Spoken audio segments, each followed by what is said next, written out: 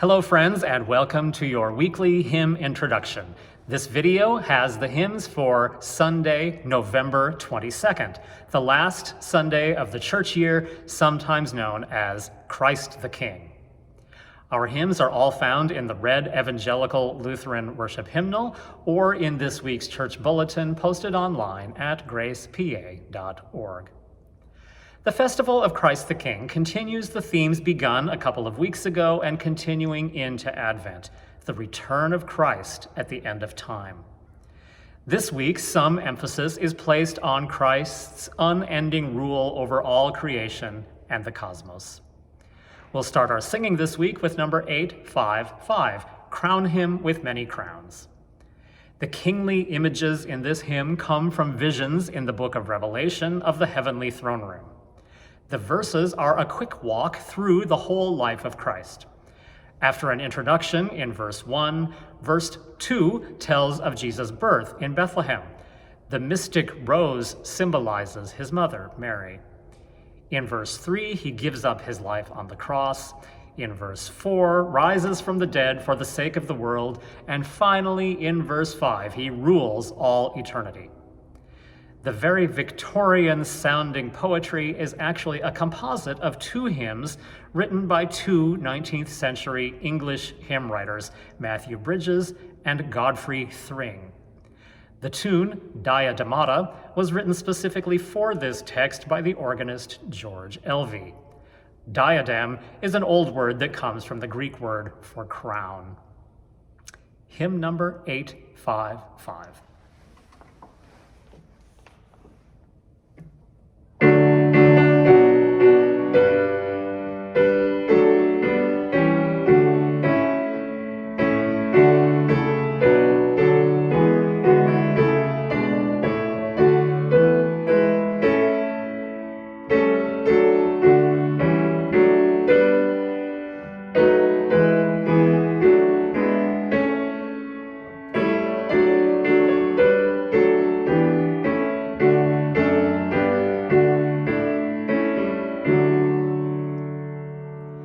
Crown him with many crowns, the Lamb upon his throne.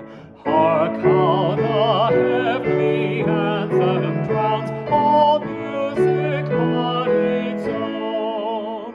Awake my soul and sing of him who died for thee, and hail him as thy matchless King through all eternity.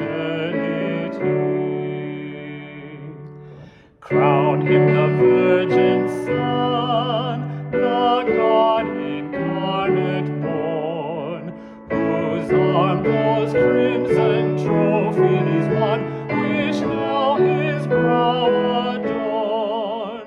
Fruit of the mystic rose, yet of that rose the stem, the root whence mercy ever flows, the babe of Bethlehem. Crown him the Lord of love, behold his hands and side, rich wounds yet visible above, in beauty glorified. No angels in the sky can fully bear that sight, but downward bend their burning eyes at mystery so bright. Crown him the Lord of life, who triumphed o'er the grave, and rose victorious in the strife for those he came to save. His glories now we sing, who died and rose on high, who died eternal life to bring, and lives that death may die. Crown him the Lord of years, the potentate of time,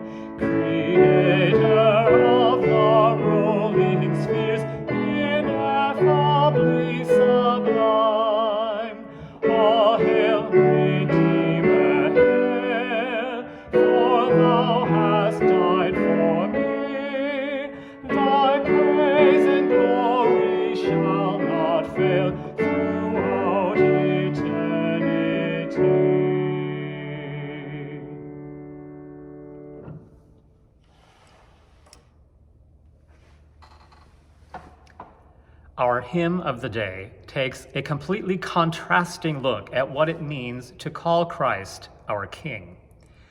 Number 431, O Christ, what can it mean for us? Christ's power comes in willingly giving up his life. Christ tells us that in the kingdom of heaven, the last would be first. Christ calls all of us to lives of service. His glory and ours comes through humility and love for others. The words to this hymn come from a collection published in 2003 by the Benedictine sister Dolores Duffner. She lives and works at St. Benedict's Monastery in St. Joseph, Minnesota. Instead of the tune printed in the hymnal, we will use the simpler English folk tune King's Fold, which we know well. It will appear correctly with that tune in the bulletin. You'll find the words at hymn number 431.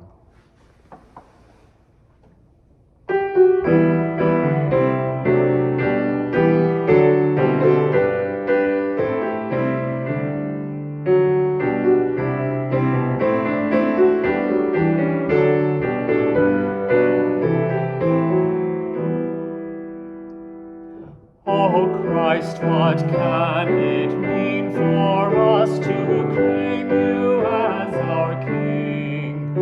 What royal face have you revealed, whose praise the church would sing? Aspiring not to glory's height, to power, wealth, and fame, you walked a different lowly way, and others will your aim.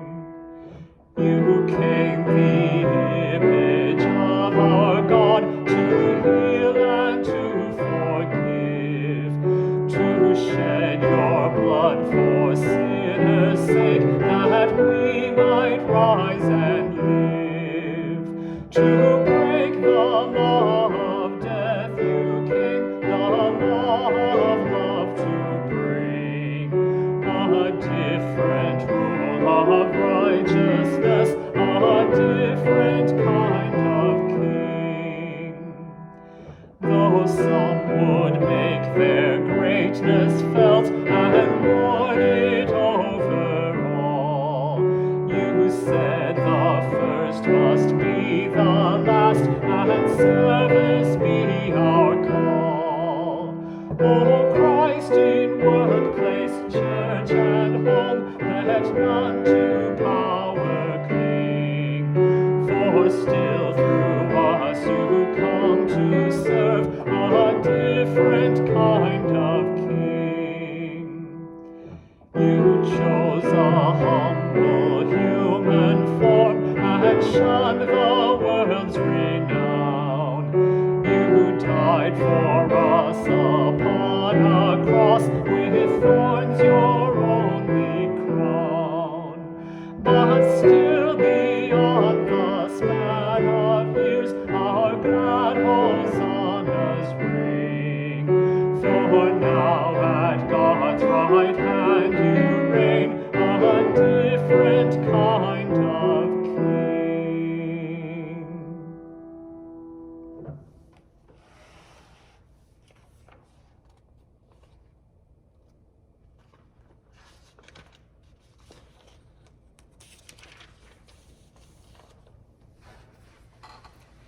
We'll finish with a little nod to Thanksgiving Day with the beloved German hymn, Now Thank We All Our God, number 840. The poem was originally conceived as a table grace written by the German Lutheran pastor Martin Rinkhart in 1636. As with dozens of other German hymns from this time period, the English translation we use was made by Catherine Winkworth in the 19th century. The hymn was written in the midst of the 30 Years' War, which came along with inevitable starvation and plague. It's always amazing to see what powerful witness to the gospel and what lasting greatness can come from such times of deep sorrow and heartbreak. Although written as a table prayer, this hymn is just as commonly sung at large festival occasions. It is familiar and beloved not only among Lutherans, but throughout the Christian world. Just as we learned a few weeks ago with A Mighty Fortress Is Our God, the melody originally had a somewhat lively rhythm, which you can see at number 839, which was later smoothed out into even quarter notes. We will sing that version at number 840.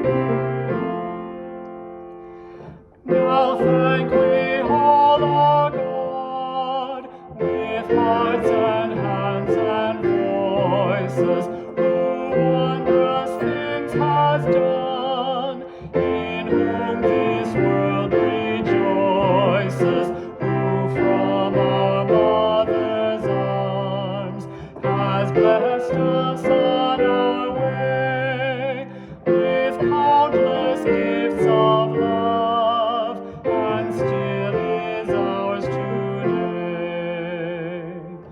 Oh, may this bounteous God through all our life be near us, with ever joyful hearts, and blessed peace to cheer us, and keep us all in grace, and guide us when perplexed, and free us from all harm in this world and the next.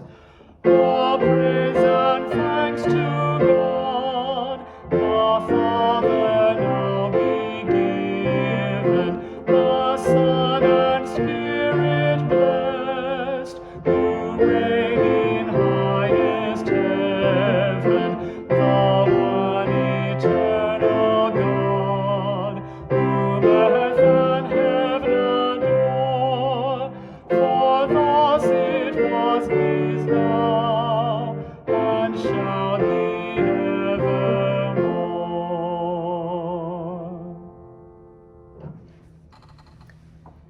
Have a wonderful week, and though the celebrations may be smaller this year than usual, have a happy and blessed Thanksgiving. Bye.